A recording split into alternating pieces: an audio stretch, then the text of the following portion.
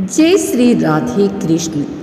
आप सभी का स्वागत है हमारी इस पावन कथा में।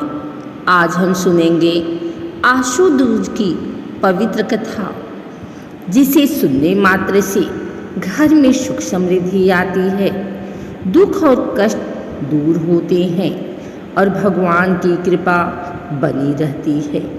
तो आइए पूरी श्रद्धा और भक्ति के साथ कथा को शुरू करते हैं। बहुत समय पहले की बात है।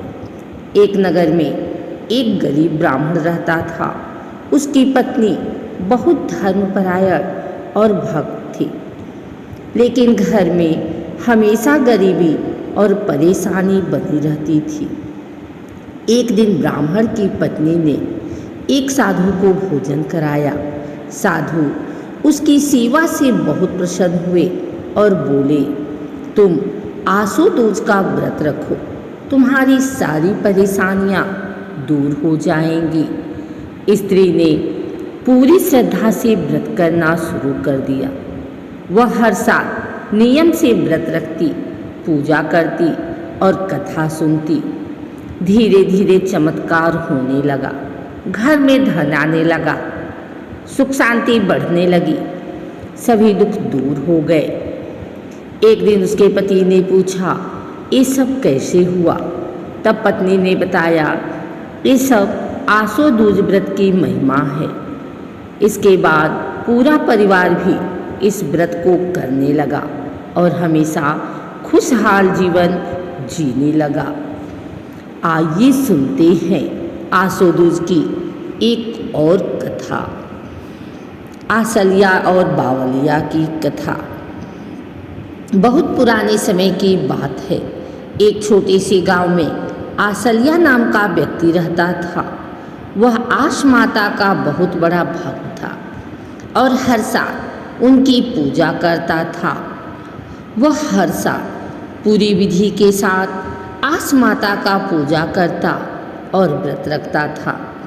वह चौसर का एक माझा हुआ खिलाड़ी था। उसकी एक खास बात यह थी कि वह चौसर में जीते या हारे, लेकिन चौसर खेलने के बाद ब्राह्मणों को भोजन जरूर कराता था। अक्सर वह ब्राह्मणों को भोजन कराने के लिए अपने घर लाता था, जिसके वजह से उसकी माँ और भाभियों उससे बहुत नाराज रहती थी। एक दिन उसकी माँ कहती है कि तुम चौसर में चाहे जीतो या हारो, हमें उससे कोई फर्क नहीं पड़ता। एक तो तुम कोई काम धाम करते हो नहीं और आए दिन किसी न किसी को भोजन कराने के लिए घर ले आते हो। ऐसा कहकर उसके परिवार वाले उसे घर से चले जाने के लिए कहते हैं। आसलिया अपने घर और गांव को छोड़कर शहर चले जाता है। शुरू में उसे बहुत परेशानियां होती हैं। कुछ दिन बाद आस माता का व्रत का समय आया। उसने सब कुछ छोड़कर आस माता का पूजा करने लग गया। आस माता की कृपा से उसकी सारी परेशानियां खत्म हो गई। चौसर के खेल में वह शहर में भी प्रसिद्ध हो गया और उसके पास धन दौलत की कोई कमी नहीं रही। उसके चौसर के खेल की प्रतिभा के बारे में जानकर वहाँ के राजा ने उसे चौसर खेलने के लिए अपने महल में बुलाया।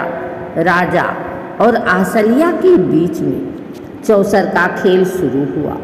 राजा उस खेल में आसलिया से हार जाते हैं। राजा उसके खेल से बहुत प्रभावित होते हैं और अपनी बेटी का विवाह उसके साथ कर देते हैं। उसके बाद वह उस राज्य का उत्तराधिकारी बन गया। उधर उसके गांव में उसके घर छोड़ने के बाद से ही बहुत सारी परेशानियां आने लगी थी। उसके परिवार वाले खाने पीने के लिए तरसने लगे थे। भूख प्यास से दुखी होकर भटकते हुए वह भी उस शहर में पहुंच गए, जहां आसलिया राजा बन चुका था। शहर पहुंचने के बाद उन्होंने आसलिया के बारे में बात करते हुए लोगों से सुना।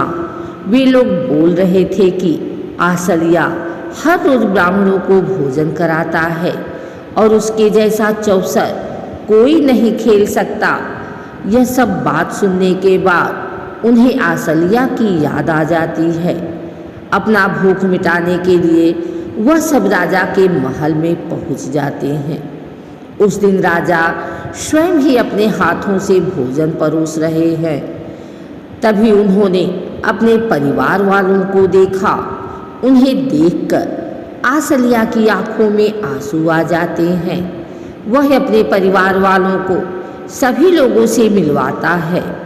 तब उसके परिवार वाले अपने किए पर शर्मिंदा हो जाते हैं और आसलिया से क्षमा मांगते हैं।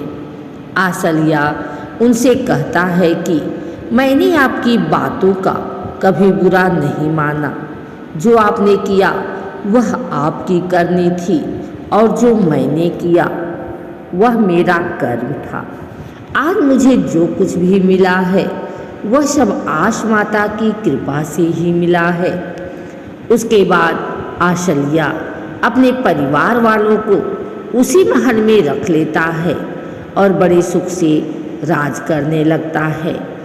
फिर सभी लोग मिलकर आस माता का व्रत और पूजा करते हैं। आश माता की पूजा भी थी।